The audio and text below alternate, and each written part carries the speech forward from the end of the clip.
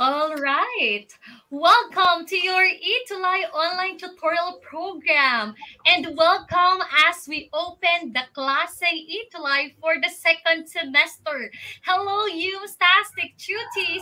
Again, I am your tutor A from SDO Nueva Ecija, Aliaga National High School.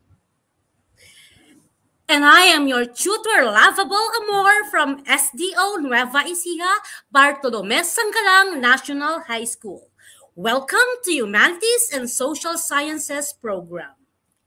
Nako, I know that you are all excited sa hapong ito as we open the second semester.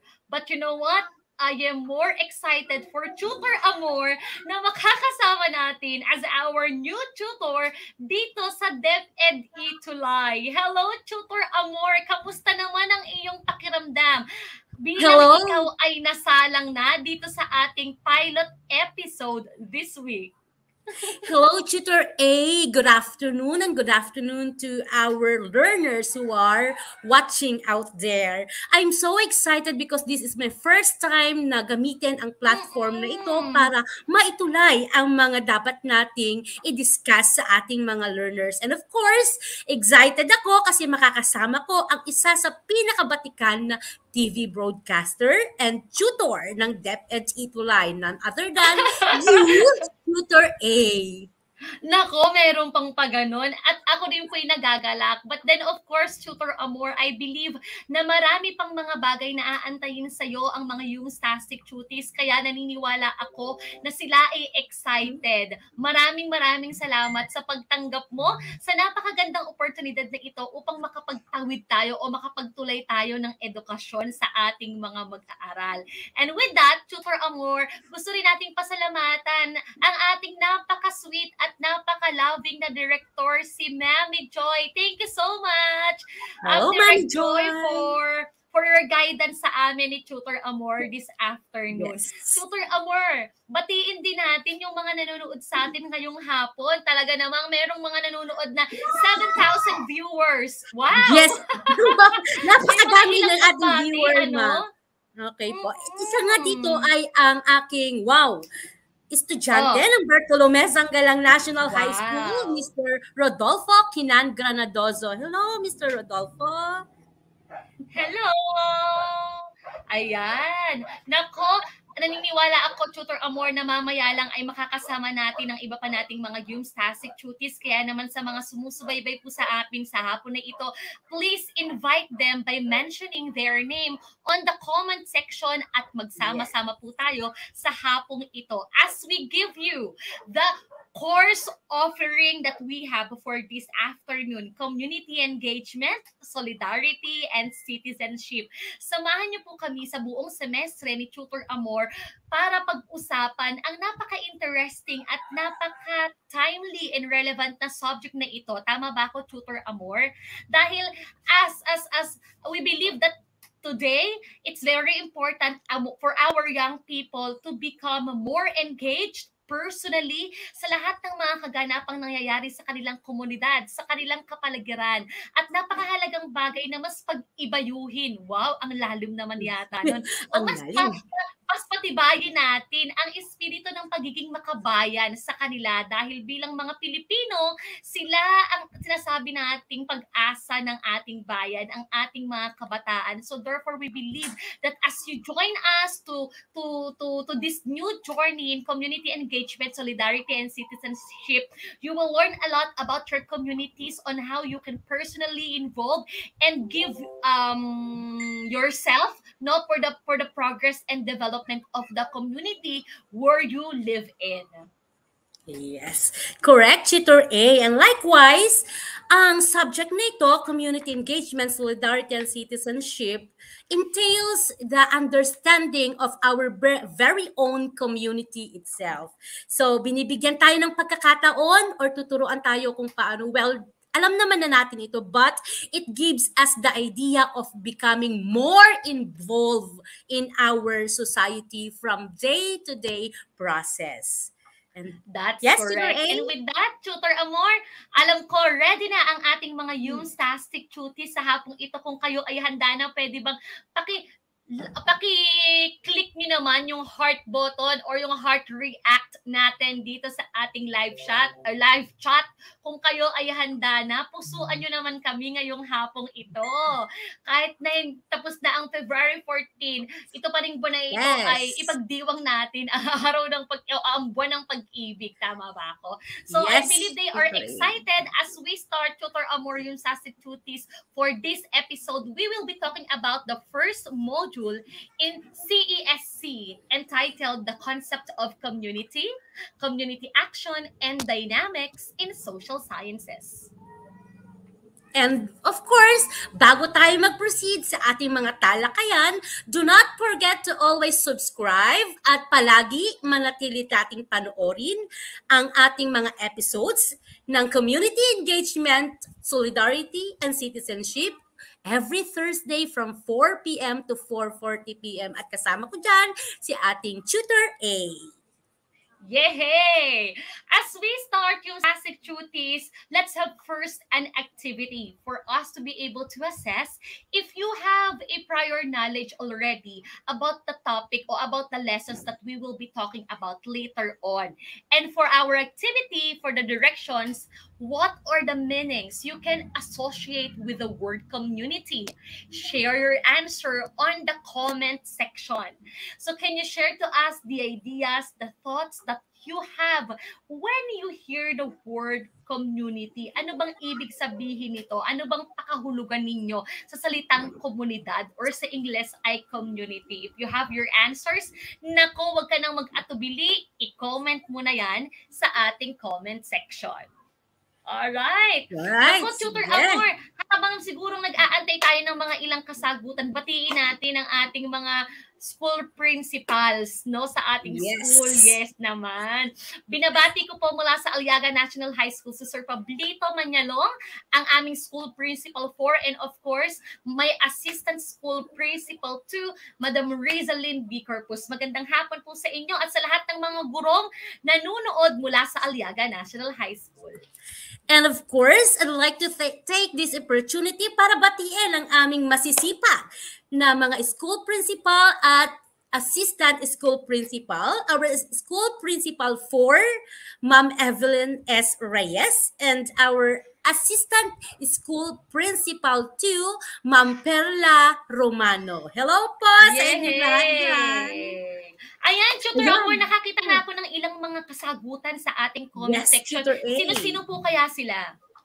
Ayan, so sabi nito ni Rod Granadoso from Bartolome Sanggalang National High School, it's a process, sabi niya. Community is a process. And another one is comment from Milchor Jamsay. Community refers to the word society. Yes, isa sa ating tutor talaga naman na in love siya na panoorin ng ating segment. Hello, Sir Jamsay. Yes naman. Alright. Meron pa ba, Tutor Amor? Ayan, mag-antay pa tayo. Mag-antay pa tayo ng mga comments siguro ng ating mga tutors. Correct. And pati na rin ang ating mga co-tutors na sumusubaybay sa atin ngayon. Ayan. Yes naman po. Hello po sa inyo lahat.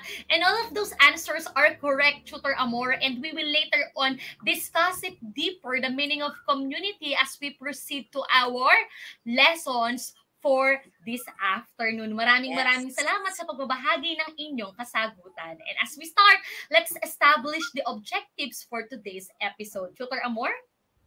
Yes. At the end of this episode, the tuties should be able to, first, identify the concept of community and its importance. Second, relate the definition of community dynamics and community action in social discipline. And third, recognize the various career options in applied social sciences for community action initiatives. And those are the 3 objectives of our topic or module for today. There you go, to yung Sasik Cuties. And of course, we would like to acknowledge or recognize the SDO Bataan for allowing us to use the modules that we will be using for this afternoon. Maraming pong salamat sa inyong pagmamahal at suporta dito po sa ating Ito Live. And with that, Let's start our discussion. And Yes. our module for this afternoon is all about the concept of community, community action, and dynamics in social sciences. For our lesson number 1, we will be talking about the concept of community. Okay. So, before we proceed, Tutor A, doon sa marami pang discussion na magaganap, let us first identify the etymology or yung pinagmulan ng salitang community. So, as being said in our slide, the word community is derived from the Latin word communitas, which is in turn derived from the word communis, which means common, public, and shared by all or many. Okay. So sa Tagalog, aking itatagalog, ang salitang community ay nanggaling sa salitang komunitas, na ang komunitas naman ay nanggaling sa salitang communis na ang ibig sabihin ay common, public, and shared by all or many. Diba, Tutor A? That's correct, Tutor Amor. And having said the etymology of the word community, you will be helped by the 7 definitions on community based on Abanir and Alipao 2016. There are 7 definitions on community that we will be talking about. And as we start, let's have the following definitions. The first one, it is a group of people living in the same place or having a characteristic in common, such as norms, religion, values, or identity. The second definition is it is a group of people who share the same things, such as where they live, work, and play. If you can see on your screen, definitions 1 and 2 express the same thought about the definition of community or the meaning of the word community, meaning that community is a place where a group of people living here or is sharing, no, a common thing about them. So they share this certain commonalities with one another. Yes. And these commonalities could refer to the norms, religion, values, identity, even the place where they live, work, and play. So it means that the people living together in a community are interrelated with one another with that distinct commonality that they have. Going to the third definition, it is also a place where people solve problems together in a form of collaboration and teamwork. They don't just share common things or they are not just interrelated with one another, but they also have this sense of unity, this sense of being one in a common goal, one in solving a certain challenge or difficulty as they face it. So, ibig sabihin na ang mga tao na natira sa komunidad ay hindi lang basta nakatira, kundi may pakailam din sa isa't isa. At sila ay nagkakaisa to resolve or to solve problems together by having collaboration and working hand in hand. And of course, to continue with the 7 definitions, Tutor A, we have here the 4th definition. It says here, it could be characterized by age, group, race, gender, religion, shared belief, traditions, rules, market structure, and location. So accordingly, we can say, or we can also define, if a group of people having the same, sharing the same, like you have said a while back, common. They're in a group. So like, for example, group of teenagers. So we can say that they are community of teenager. Another example, group of LGBT. Ayan, gender in terms of gender. So we are calling them the community of LGBT or LGBT community. Or another example is that if you are located in the same municipality, say example, Gimba, I am located at Gimba, and all of the people here living in Gimba is called as community of Gimba. Okay? And the 5th one is that It is a durable relation that extend beyond immediate genealogical ties, also define a sense of community. Okay, parang sa Tagalog, kung ikaw ay nasa angkan, genealogy means angkan. So buong angkan ng maglangke, pero yung angkan Yes. ng maglangke ay nahaluan ng iba't ibang apelyido kasi sila ay nagsipag-asawa or nagkaroon ng asawa. So those immediate ties or extension of genealogy is also called or belong also to a community. Ayan. That's And correct, Tutor Roma. And to yes, continue, definition number 6, it defines as social ties in their identity, practice, and roles in social institutions. So the people living in a community are bonded with this what we call social ties that could refer as family, home, work, government, or humanity at large. They are being tied together. They are binded together by having this certain identity, practice, and roles in their society. So maaaring ito yung kanilang pagkakakilanlan, ito yung kanilang nakagawian, ito yung kanilang roles and responsibilities they are serving in the community. And then the last one, it refers on the feeling of a fellowship with others because of sharing common attitudes, interests, and goals. And of course, the very essence of this, what we call community, is this fellowship. And when we say fellowship, you are able to relate with one another. You are able to connect with one another.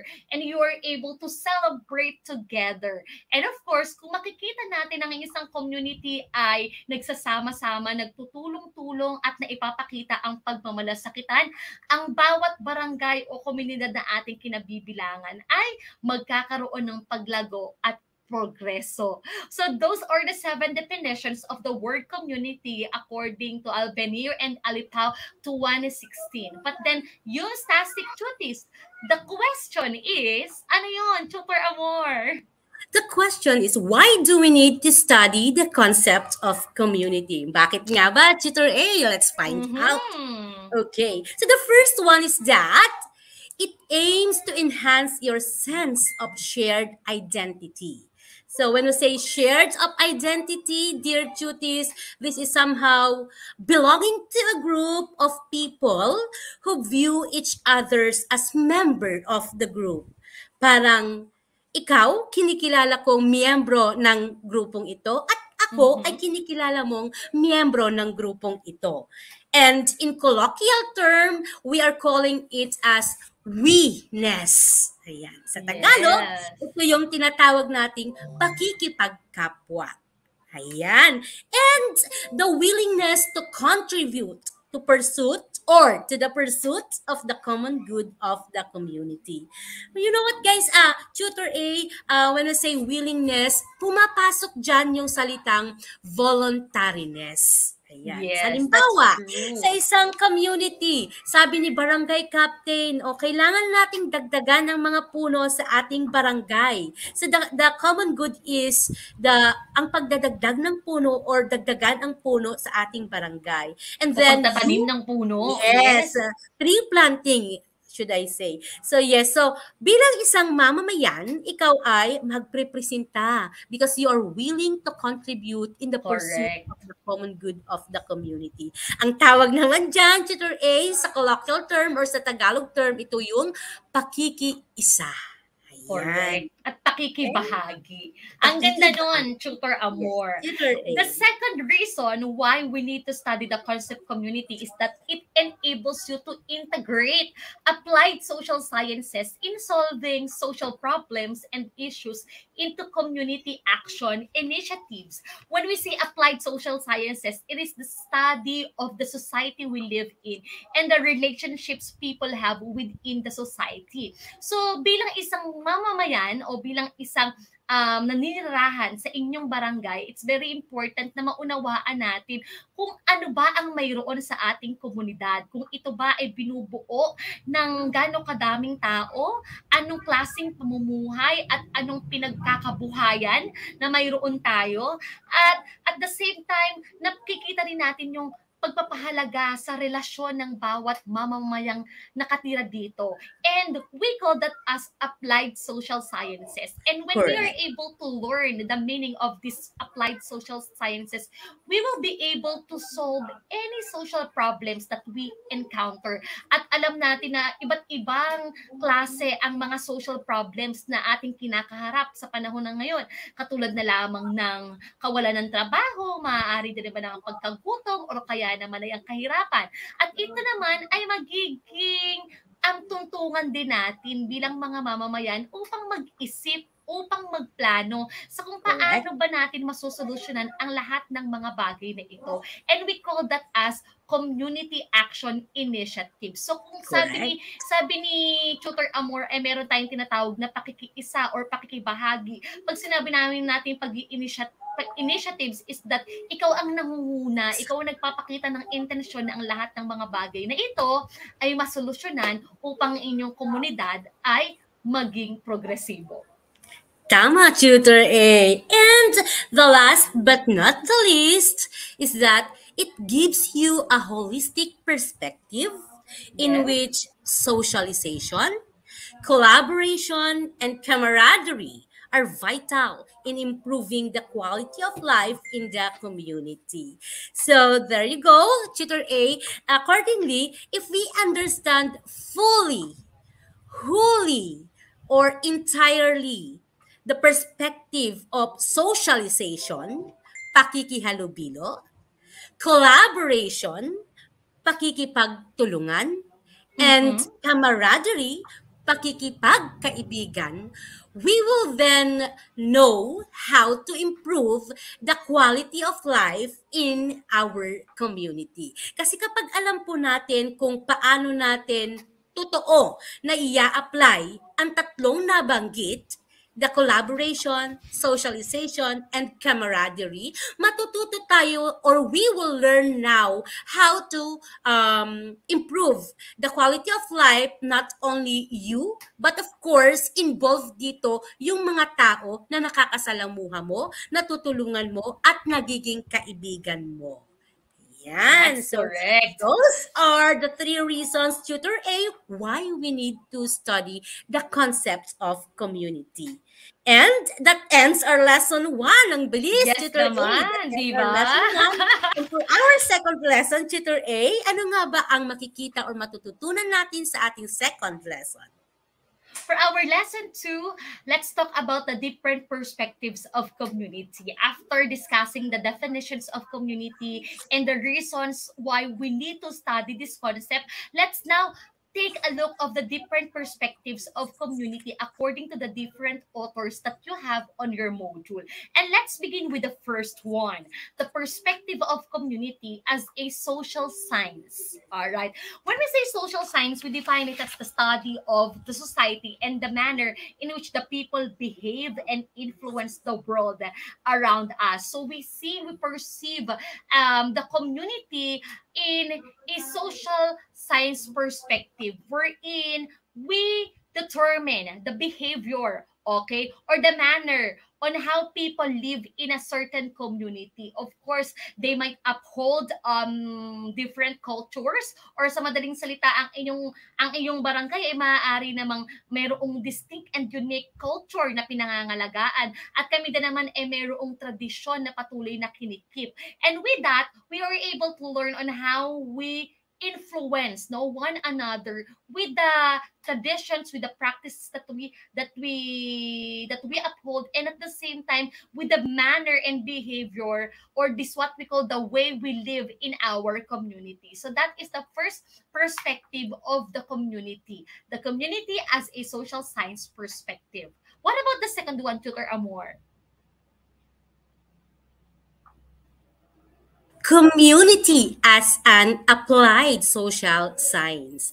So basically, we already learned applied social science in our subject, or some of the schools offered the subject of DIASS or DIAS last semester, or this semester na papatapos na. So when we say applied social science, tutor A and tutis, these are the knowledge-based theories, principles, and methods of interdisciplinary disciplines of social science. And examples of this applied social science are the counseling, yan, yung ating social work, and the communication. Ayan, maaaring sa ating community ay may mga taong nangangailangan ng ating paggabay or pagka-counsel, or yung ating, halimbawa may problema sila sa family, may problema sa mga anak, may problema lalo't higit pa ngayon na laging nararanasan ng ating mga estudyante or learners, yung kanilang mental health na nangangailangan, of course, ng taong pwedeng pagsabihan at taong pwedeng hingan ng payo para maibsan or hindi man maibsan, mabawasan yung kanilang nararamdaman na problem. Especially ngayon na meron tayong tinatawag na problema sa mga mental health, lalong-lalo na sa ating mga learners, and not only them, pati tayong mga teachers or tayong mga guro ay nakakaranas din ng tinatawag na problema sa mental health. And then, in social work, ayan, so maaaring sa ating community ay meron tayong mga activities na ginagawa natin para lang mapabuti ang ating community or magkaroon ng magandang gawain sa ating community. Okay, and the third one is tutor A. Community as sectoral perspective. We view the community as a sector wherein meron tayong tinatawag na different structures in a community. Maaaring ito ang sektor ng agrikultura, sektor ng kapaligiran, sektor ng pagpapanatili ng kapayapaan. Nakikita natin ito bilang isang structure na siyang pundasyon ng kaayusan sa ating komunidad. And each sector na ating nabanggit ay pinamumunuan ng particular na leader kung ating tawagin. At ito ay mas pinaayos, pinayayabong upang sa gayon ay sa pamamagitan ng pag-empower or pag-strengthen ng mga different sectors na ito na mayroon ng komunidad ay mas napapalakas natin ang kakayahan ng ating komunidad na makatayo sa kanyang sariling mga paa. These sectors have different roles with their advocacies and programs na siyang ating ini-initiate para sa kapakanan ng ating mga mamamayan dito sa ating komunidad. So with that, meron tayong 7 different perspectives of the community, yung Stastic Tutis, ngunit minabuti natin na mamili lamang ng 3 because we are limited sa oras na meron tayo.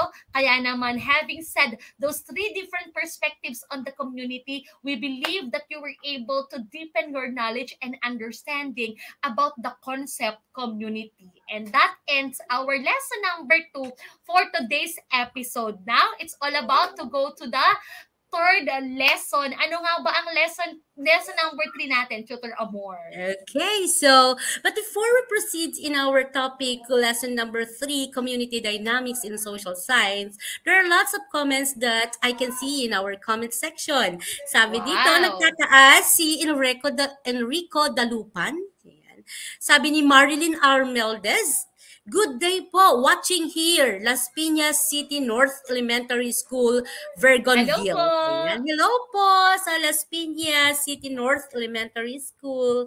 Okay, so to proceed, our 3rd lesson is about dynamic in social sciences. So, it is the forces or properties that stimulate growth, development, or change within the system or within the process. It refers also on changing social relations and patterns in the current structure. Now, Tutor A, I would like to just pinpoint one of the words na masasabi nating maaari niyang i-define yung salitang dynamic, and that is the word change. Ayan. Kasi when we say dynamic, we are changing. Ayan. Changing in the sense that maaring tayo ay nag-grow, maaring nagde-develop ang process na meron tayo sa community. Example of this is that a very good example is the changes in our educational system. Ayan. So, kung dati, before, we are only required to finish our grade 6 hanggang sa 4th year high school, ngayon, naging K to 12 na, di ba? Tama ba ako? Correct. So, at kayo nga ang naging produkto ng ating tinatawag na K-12 education program ng ating society. So, why we shifted in that? Because kailangan nating mag-develop. Sabi nga, one of the aims or objective ng K-12 is that pagkatapos ng graduation ng K-12, maaari nang makapasok or mag-land sa job opportunity ang ating mga graduate. So, nag-change ang ating society, depende kung ito ay mag-grow, magde-develop sa mga process na pwedeng mangyari. Okay. Yes, Tutor A, do you want to say something? Now, let's proceed to the community dynamics. So when we say community dynamics, it refers to the process of change and development within communities. So the goal of this concept is to bring about positive social change through community-based projects and program. Having said that, we believe that the constant thing in this world is change. It also reflects in our community. But then this change, it has a process, right? It doesn't happen in just a snap or overnight. It takes a series of process to realize the change. But then the thing is, it's very important as well na naisin natin ang pagbabago sa ating komunidad dahil ang disenyo ng komunidad ay ang paglago. Ang disenyo ng komunidad ay ang pag-develop hindi lamang ng mga mamamayan kundi ganun din ay ang iba't ibang sektor nito. Kung ang komunidad ay mananatili na lamang stagnant or ibig sabihin walang paglago or worse, mas talo pa itong naghihirap. Nako, merong malaking problema. Kaya if we are talking about a change na hindi lang basta pagbabago kundi a positive change, we call that as community dynamics, in which we refer to the development that is happening in our community. Not only just the people living here, but all forms of the living organism in the community. Yes. Andyan ang kapaligiran, andyan ang kahayupan, andyan ang mga mamamayan, andyan ang natural resources na meron tayo. Hindi lamang tao ang nakikinabang sa komunidad, kundi ganun din naman lahat ng aspeto na mayroong buhay. And at the same time, it is putting the community as the center of the services development and services delivery. Kaya naman, ang pinakamahalagang bagay ay mayroon tayong programa, meron tayong inihahanda o ikinakasang aksyon at mga bagay na makatutulong upang ang lahat ng development na ito, ang lahat ng changes na ito ay mag-reflect sa ating komunidad dahil ito ay nangangahulugan na ang progresibong komunidad ay patuloy na susulong. That's correct, Tutor A. So that is why the importance of community dynamics is that this concept will help a person to work with community and to think creatively and act strategically so that community can achieve their goals. And aside from that, it promotes creative and sustainable projects that work to raise the quality of living for that most vulnerable sector in the community. So, from the word development, Tutor A, we can already say that community dynamics is important to raise the quality of our living, and most specifically and especially the vulnerable sector of our community. So gaya nga lang sinabi mo kanina, Tutor A, ang community dynamics ay napaka-importante kapag ang positive ang nagiging result. Sapagkat nare-raise nito or naitataas nito yung kalidad ng ating pamumuhay. Maaring mahalaga na ma-erase din natin yung kalidad ng pamumuhay ng mga taong nasa belong sa tinatawag nating vulnerable sector.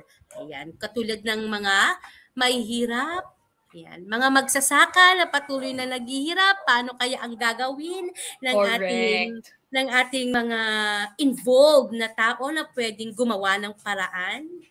Ang katulad ngayon, Tutor A, lalo't tayo ay nasa Nueva Ecija at Rice Granary ng Pilipinas. Nagrereklamo ang ating mga kababayang magsasaka. Yes, kababayang magsasaka na sobrang may mga mahal na mga insecticide, pesticide, mga nagmahal ang lahat ng mga kagamitan sa pagsasaka. Tama. Pero pagdating ng anihan, naku, nakakalungkot. Bakit ganon? Hindi pa umabot, lalo pang bumaba yung presyo ng palay. So, yung mga ganitong bagay, Tutor A, ay napaka magiging palasak na pag-uusap sa ating subject kasi tayo ay involved or engaged sa ating society because we are going to look everything in our society para ito ay mapag-usapan. That's correct, Tutor Amor. At tayo ay nagsisimula pa lamang, marami pa silang kailangan abangan, kaya wag na wag silang mawawala at tumutok sa ating araw ng Huwebes. And with that, meron din tayong tinatawag na functions of community dynamics. We have 5 functions specifically. But then let's begin with the first one. Community dynamics serves as a sociologist, meaning it is concerned about the norms, functions, and planning of social policy of a specific community. Community dynamics also looks at the social policy that we implement in a specific community. At marami tayong iba't ibang halimbawa ng social policy na pinakamahalagang bagay ay na-adapt natin at sinusunod natin sa isang komunidad dahil ito ang nagbibigay ng panuto sa ating pamumuhay, ito ang nagbibigay panuto sa pakikipagkapwa natin, ito ang nagbibigay panuto upang makita natin ang kahalagahan ng bawat bahagi ng komunidad. Ano-ano nga ba yung iba't ibang social policies na mayroon tayo sa ating barangay? Andyan ang tapat mo, linis ko, o andyan ang mga kabataan sa pag-iwas sa droga. Kung makikita natin, ito ay tumutukoy sa iba't ibang polisiya na may kinalaman ng ating komunidad at naglalayo na mas mapanuto at mapaayos pa ang pamumuhay ng bawat mamamayan. Pangalawa naman ay ang tinatawag natin na political scientist. It means it involved in the formulation of policy and governance in the community. These policies, the formulation of these certain policies do not compel you to commit to commit something against the law. Ngunit ito ay gumagabay sa iyo upang mapanatiling maayos ang governance or ang pamamahala sa isang komunidad.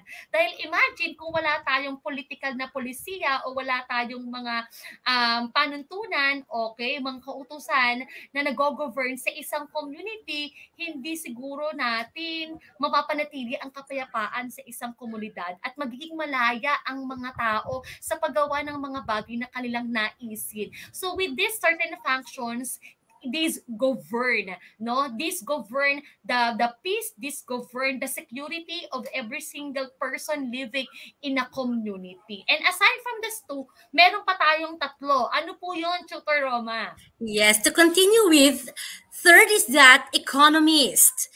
It involved in the designing the market structures, the human capital, and the trade. So, sa economists, they monitor the trends or the changes when it comes to the energy costs, sa inflation natin, sa interest rates ng ating community, sa mga presyo sa ating community ng mga bilihin, sa mga imports and exports natin, and of course, ang pinaka-importante dito na tinitignan nila ay employment rate natin para makita nila kung gaano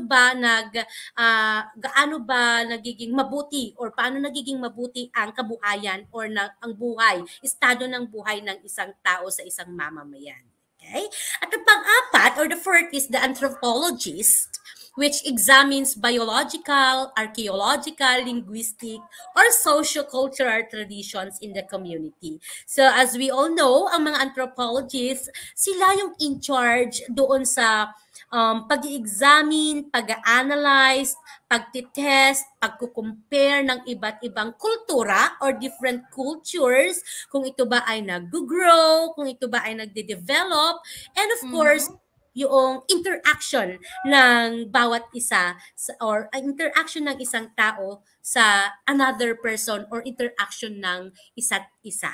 Ayan. All right. And then the last one among the functions of community dynamics is demographers. It is concerned on analyzing the population, including birth and death rates in the community.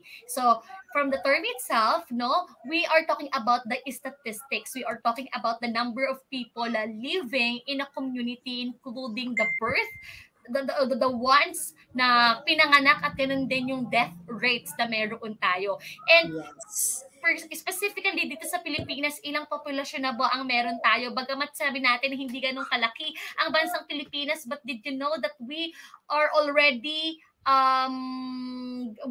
have 109 million Filipinos, 'di ba? Naku, naalala ko tuloy yung sinabi ni Catriona Gray, no, parang sinabi pa niya yata 104 after years na dagdagan na ito ng 5 million. So we call Yes, that ang the bilis. demographers who are concerned about the population, the statistics of the people living in a community. Nako, Tutor Amor, kailangan na natin to gawing mabilis dahil time check, mukhang mag-overtime tayo. Kailangan nating tapusin ang lesson 4. It's all about community actions in social sciences. All right. So let's Tutor proceed Amor. already in the definition of action in social sciences by Max Weber, according to him.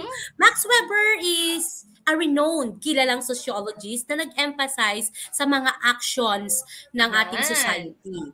According to him, action is social if the acting individual takes account of the behavior of others and thereby oriented in its course. Alright. So, sabi niya, in order to take account of the behavior of others, you get to be or you need to be engaged to them. You need to understand them. Yan.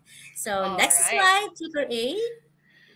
We talked about community dynamics. Now it's all about time to talk about community action. And when we say community action, it refers to the different activities, no, that increase your understanding, that increase your engagement and empowerment of the communities in the design and then the delivery of local services. So we don't just observe the dynamics happening in the community, but we take actions, no, on how we could positively direct it into a progressive result. At ito ay sa pamamagitan ng mga programa, ng mga activities na siyang magpapalawak pa ng iyong involvement sa community, and at the same time, mas lalo pang magpapatibay ng komunidad na ating kinabibilangan. And I believe na maraming iba't ibang community actions na ini-initiate sa ating barangay. Andyan yung katulad ng tree planting, andyan ang pag-empower ng livelihood, andyan din naman ang pagsisecure ng ating environment at ganoon din ng ating education. So all of those activities, we call that as community actions. So now, Tutor Amor, let's talk about the purposes of community action. Ano-ano ba yon? Let's begin with the first one. Okay, the first one is building community and social capacity. Yes. And the second one, Tutor A. Okay, and the second one is we call that as community resilience, which refers to helping one another to realize or achieve a certain goal. The next one is prevention. Ayan. Prevention in the sense that we have to, gaya na nasabi natin kanina, kung kaya nating alam natin kung ano yung gagawin natin sa community, mape-prevent natin kung paano mag-loss or magkaroon ng loss sa ating community. Ayan. We can apply programs, ayan, na pwedeng mag-angat sa atin. Ayan. And then the last one is maintaining and creating wealth. We help our people to to improve or develop their economic status by providing employment or livelihood education for them to economically grow. At naniniwala tayo na ang bawat mamamayan ay mayroong kakayahan upang lumago ang kanilang pinansyal at economical na kalagayan. So those are the four purposes of community action that we want to achieve in our community. And aside from that, we also have this community action in social sciences, and we have a 5. The first one, Tutor Amor, is the community action specialist. So ito yung mga tinatawag nating mga person na pwede nating mapagtanungan or person na nagde-develop ng programs para ma-develop more ang ating community. They are called as community action specialist. And we also have the journalist and then the news anchor, ang tagasulat ng balita at tagapagpahayag ng balita. And we believe that media is very much important sa ating komunidad, lalo tigit sa lahat sa panahon ngayon na ang laki na ng impluwensya sa atin ng media, particular ang social media. Kaya it's very important na tayo ay makaalam ng mga accurate and factual information. Kaya sa mga kabataan, sikaping ang mga balitang inyong nababasa at napapakinggan ay tama at totoo. And the fourth and the fifth are counselors and the social work. Ayan. Yes. So counselors, kailangan natin yan sa ating community, lalo higit pa at maraming mga bagay tayong nararanasan ngayong ngayong nangyayari sa ating kapaligiran. And social work.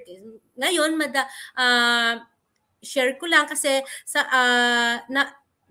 nung dumating ang pandemic, nung dumating yung time ng pandemic, medyo nabawasan yung pagkakaroon natin ng social work kasi nga Tutor A, di ba, binawasan yung ating physical contact to each other. So, ang madalas na nangyayari ay nagkakaroon tayo ng webinars through virtual training. Ayan. So, yun yung madalas na nangyayari ngayon, or hindi man nililimit lang yung contacts ng bawat isa. Maring 5 lang, 10 tao sa isang lugar. All right. So those are the 5 community actions in social sciences, and we are done with our module 1, the concept of community action and dynamics in social sciences. So for us, USASIC tuties, to assess your understanding about the topics that we discuss, let's have this post activity. So what you are going to do is, Tutor Amor? Okay, so you draw the like sign if the statement is correct, and this like sign if the sentence is incorrect. You may also write your answer in your own journal for the purpose of practice of the activity. Yes, and of course, comment down on comment section your answers for our activity. Let's begin with the first one. Sociologists are concerned about the norms, functions, and planning of social policy of a specific community. Is it a like or dislike? What do you think is the correct answer? Okay, what's the answer? Yes. Comment down below. Hello po, Tutor Michelle. And of course, Tutor Arlene. Good afternoon po sa inyong lahat. So if your answer is like, you are correct. Very good, Tuties. Next, Tutor Rama. Second is that the concept of dynamic in social sciences is the forces or properties that stimulate growth, development, or change within a system or process. So ano kaya yung sagot dito, Tutor A? Is it like or dislike? Ayan. So may mga sumasagot dito. Okay. Yes. So if their answer, Tutor Amor, is like, they are correct. All right. So let's proceed to the third item. Demographers are involved in designing the market structures, human capital, and trade. It is a like or dislike. What do you think is the correct answer? Maraming salamat kay Marilyn and kay Rod. Hello, good afternoon. Tutor Amor, kung ang sagot nila ay dislike. They are correct. Very good, tutors. And with that, Tutor Amor, proceed tayo sa second activity. Napakadali lang.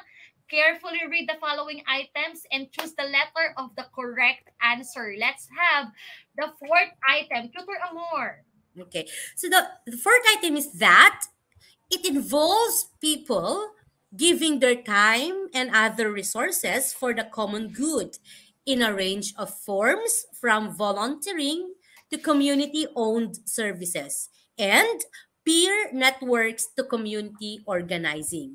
Is it A, action, B, dynamic, C, kaya, norms, or D, society? Ayan. So, comment na your answer in our comment section. Ano kaya ang sagot sa question number 4? Okay. Wala pa What akong is your nakikita ang sagot sa answer? A. Ayan, So, ako. meron tayo isa dito. So, sagot, Alright. it's B, according to Rod Granadozo, B, dynamic. Tama kaya yung sagot ni Rod Granadozo? Tutor A? Alright, the correct answer is letter A. It Ay. is action. Maraming salamat. Now let's proceed to the last item. It pertains to the role of the community plays, the types of activities involved, their scale, and their integration within the council. What do you think is the correct answer? A, B, C, or D? Comment down below your answer. Okay, come on, yung Sasig Cuties. Well, if your answer is letter A, you are correct. Definitely correct. That's true. Community action. So, there you go. Tutor Amor, maraming salamat sa lahat ng ating mga estudyante, sa lahat ng mga guro, mga mag-aaral na kasama natin. Sa hapong ito, maraming pong salamat. Okay, thank you. And for your comments and suggestions, you can email us at edtech@deped.gov.ph. And of course, samahan nyo tuwing araw ng Webes ang inyong mga Yumstastic Cuties dito sa Humanities and Social Sciences sa buong semestre mula alas 4 hanggang alas 6 ng gabi. And of course, kami ni Tutor Roma o Tutor Amor from 4 o'clock to 4:40 ng hapon sa Community Engagement, Solidarity, and Citizenship. With that, Yumstastic Cuties, again, ako si Tutor A na nag-iiwang, ang kabataang makabayan ay dangal ng sangkatauhan. Magkita-kita tayo sa susunod na linggo. And this is your lovable Tutor Amor na nagsasabing walang mahirap sa batang may pangarap at nagsisikap. Patuloy po tayong sumubaybay para sa subject na Discipline and Ideas in Applied Social Science nila Tutor G at ni Tutor Rayo.